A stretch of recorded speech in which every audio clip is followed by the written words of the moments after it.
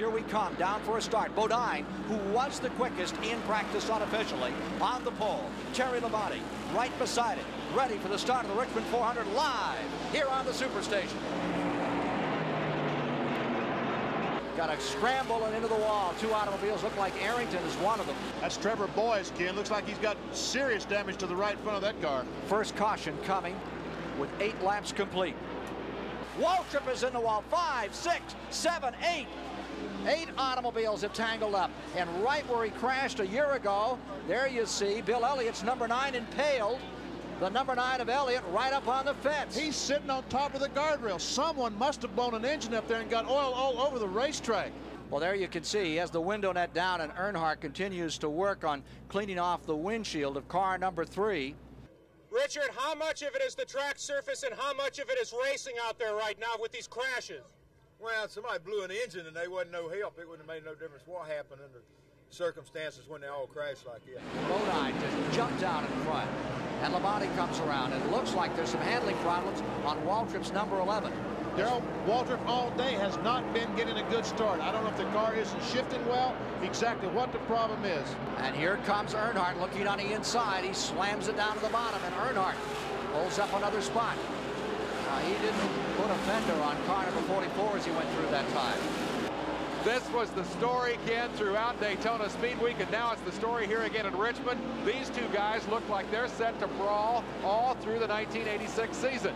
Reports of bad blood between these two drivers. Bodine and Earnhardt swapped sheet metal, banged fenders down there at 200 miles an hour last week, and you know Earnhardt wants by. And here they come. Crowd's up and excited about this one.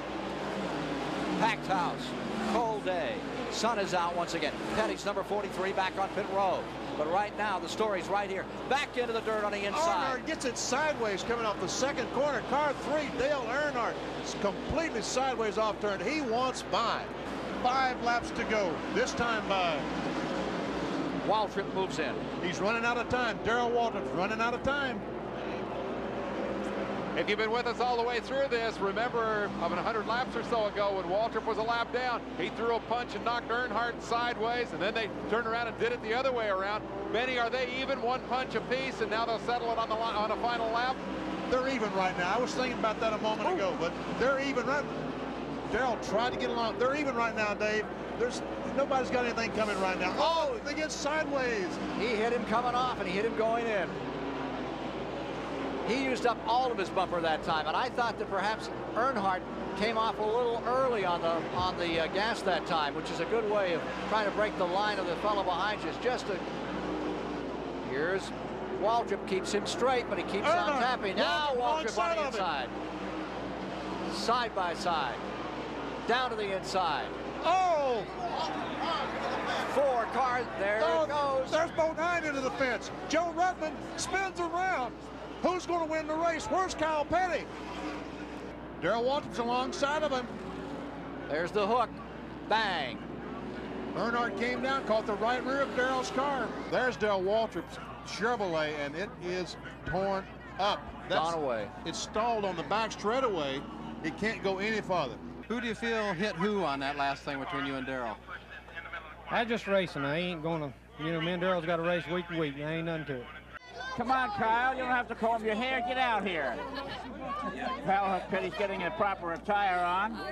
He's removed the steering wheel from this Wood Brothers car, which has been out of the winner's circle for quite some time. Come on out, Kyle. Here he is. Here's the winner. Hey. Congratulations. You surprised? Surprise ain't the word for it. I mean, we worked hard all day. The car pushed all day long, and we couldn't never get it. The motor ran real good, but we never got the driving right until right there at the very end, and then they just drove off and left, and I got caught in traffic. But evidently, they all got to run at each other, and we were lucky. Did you see the crash? No, I was in the middle of the backstretch, and I seen the smoke. I just run up on Daddy and them, and him and I guess the 10 cars, Sachs and those guys, and was trying to just feel my way around them to finish the race. And looked down the corner, and I seen a yellow bumper, and I figured it was Bodine's or Earnhardt's. I didn't know which one it was, but we was fortunate, real lucky today.